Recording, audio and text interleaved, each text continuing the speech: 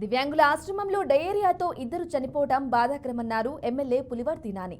తిరుపతి జిల్లా పద్మావతిపురంలో ఉన్న పాస్ మనోవికాస్ ఆశ్రమాన్ని పులివర్తి నాని పరిశీలించారు.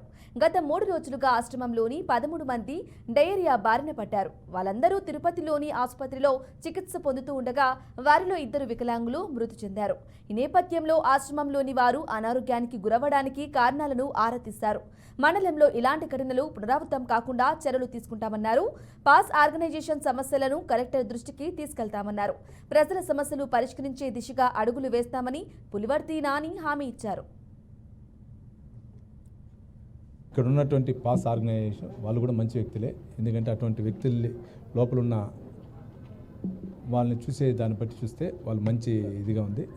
ఇక్కడ స్థానికుల యొక్క విన్నపం, అదేవిధంగా పాస్కి సంబంధించిన వాళ్ళ యొక్క విన్నపం ఏమంటే వాళ్ళకి ఎక్కడైనా స్థలం ఇప్పిస్తే మేము కన్స్ట్రక్షన్ చేసుకుంటాం, మాకు కొంచెం ఓపెన్ ప్లేస్ ఉంటుందన్నారు. దాన్ని కూడా కలెక్టర్ గారి దృష్టి తీసుకుపోతాం. ఇప్పుడే నేను వస్తా కూడా చూసా, ఇక్కడ చెట్టు పైన కూడా ఒక కాకి పడి చనిపోయి ఉన్నది. ఆ కాకి దాన్ని ఇంతవరకు క్లీన్ చేయలే. అంటే పంచాయతీ వాళ్ళు కూడా చూసుకోవాలి దానికి సంబంధించినటువంటి. ఇటువంటిది చిన్నదే పెద్దది అవుతూ ఉంటుంది. ఇప్పుడు మనం ఉదయం లేచి కూడా డయేరియా రాకూడదని మనం క్లీన్ చేయడం జరిగింది. ఎందుకంటే ఇటువంటి ఉద్దేశమే ఇక్కడ సంబంధించినటువంటి వరకు చంద్రగిరి నియోజకవర్గంలో ఇంక పైన జరగకుండా, పునరావృతం కాకుండా బీసీ హాస్టల్, ఎస్సీ హాస్టల్ కూడా మేము ఇన్స్పెక్షన్ చేస్తాం. అన్ని చోట్ల ఏది జరగకుండా చూసుకునే బాధ్యత ప్రజాప్రతినిధి నేను, అదేవిధంగా అధికారులు కూడా చాలా బాధ్యతగా చేస్తున్నారు.